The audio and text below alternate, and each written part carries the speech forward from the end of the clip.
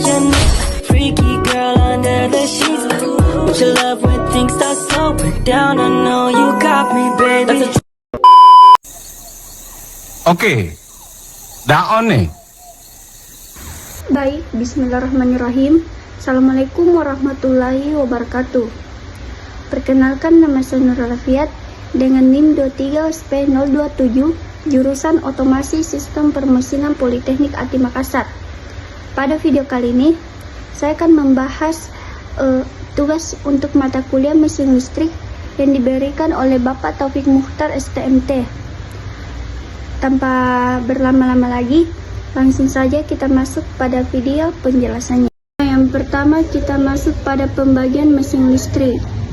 Nah, pada gambar ini menunjukkan klasifikasi mesin listrik yang terbagi menjadi dua, yaitu ada statis dan dinamis. Nah, mesin statis seperti transformator berfungsi mentransfer energi listrik tanpa bagian bergerak dan terbagi menjadi satu fasa dan tiga fasa. Nah, sementara itu mesin dinamis mencakup generator dan motor. Nah, pada generator itu terbagi lagi menjadi dua, yaitu ada generator DC dan AC.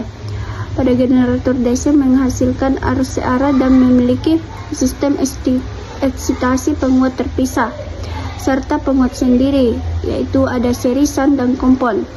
Sementara dari generator AC itu terbagi menjadi dua, yaitu ada sinkron, itu kecepatan tetap, dan asinkron, itu kecepatan bergantung beban.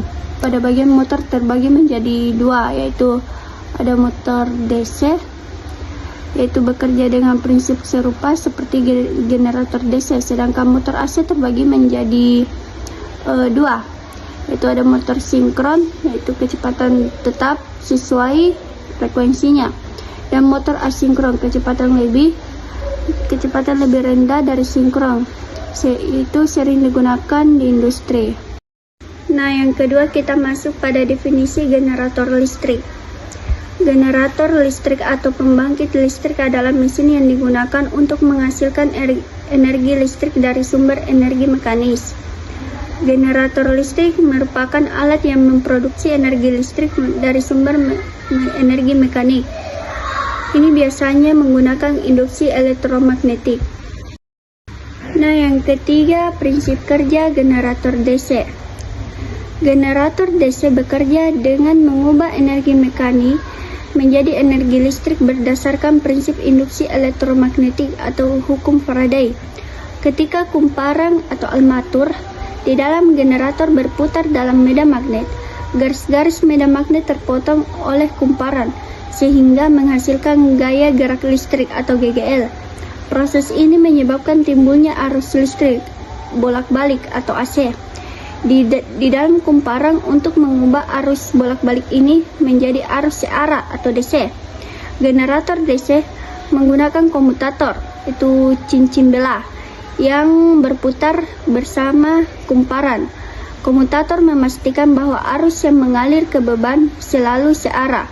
Sikat karbon kemudian menghubungkan komutator dengan rangkaian luar, sehingga arus DC dapat mengalir ke beban atau perangkat yang membutuhkan listrik. Nah, yang keempat, pengertian elektromagnetik dan eksitasi. Elektromagnetik adalah ilmu yang mempelajari hubungan antara listrik dan medan magnet. Arus listrik yang mengalir di konduktor menghasilkan medan magnet, dan perubahan medan magnet dapat menginduksi arus listrik. Kemudian eksitasi. Eksitasi adalah proses pemberian arus listrik ke kumparan medan untuk menghasilkan medan magnet pada mesin listrik seperti motor dan generator. Nah, yang kelima, penentuan kutub utara dan kutub selatan pada magnet. Kaidah tangan kanan digunakan untuk menentukan kutub utara dan selatan pada magnet buatan dengan cara elektromagnetik. Kaidah ini didasarkan pada gaya Lorentz yang timbul akibat arus listrik dalam medan magnet. Nah, cara menggunakan kaidah tangan kanan untuk menentukan arah medan magnet adalah yang pertama itu posisikan tangan kanan seperti akan menembak dengan pistol. ibu jari akan menunjukkan arah arus listrik, sementara telunjuk ini akan menunjukkan arah medan magnet. Nah, jari tengah dan telapak tangan kanan ini menunjukkan arah gaya magnet. Nah, yang keenam itu perbedaan kutub luar dan kutub dalam. Yang pertama itu kutub luar atau stator adalah bagian motor yang diam menghasilkan medan magnet yang berinteraksi dengan medan magnet rotor. Interaksi ini menghasilkan gaya putar. Komponen stator terdiri dari kumparan atau magnet permanen yang terpasang pada rangka motor. Sama seperti rotor, stator dapat menggunakan kumparan yang dialiri arus listrik atau magnet permanen untuk menghasilkan medan magnet. Nah, yang kedua itu kutub dalam atau rotor. Ini merupakan bagian motor yang berputar menghasilkan gaya putar atau torsi yang diperlukan untuk menggerakkan beban. Komponennya terdiri dari kumparan atau magnet permanen yang terpasang pada poros. Kumparan ini dialiri arus listrik untuk menghasilkan medan magnet atau menggunakan magnet permanen untuk menghasilkan medan magnet. Nah, yang ketujuh itu hubungan besaran pada magnet.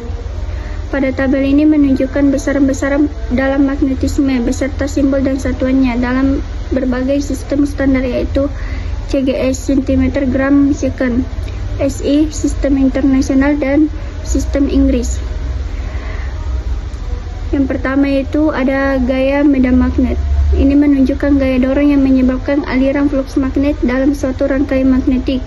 Yang kedua itu flux magnet. Ini mengukur jumlah garis gaya magnet yang melewati suatu permukaan.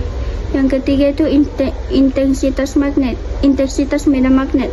Ini mengukur seberapa kuat medan magnet dalam suatu area tertentu. Yang keempat itu kerapatan flux. Ini mengukur jumlah flux magnet per satuan luas. Kemudian yang kelima itu Macam tak betul je budak ni. reluktansi. Ini mengukur hambatan terhadap aliran flux magnet dalam suatu bahan, yaitu analog dengan resistansi dalam listrik. Yang keenam itu permeabilitas. Ini menunjukkan kemampuan satu bahan untuk menghantarkan medan magnet. Nah, demikianlah video penjelasan dari saya. Terima kasih banyak. Saya memohon maaf atas kekurangan dan kehilafan dari penjelasannya. Sekian dari saya. Wabillahi taufiq wal hidayah. Wassalamualaikum warahmatullahi wabarakatuh.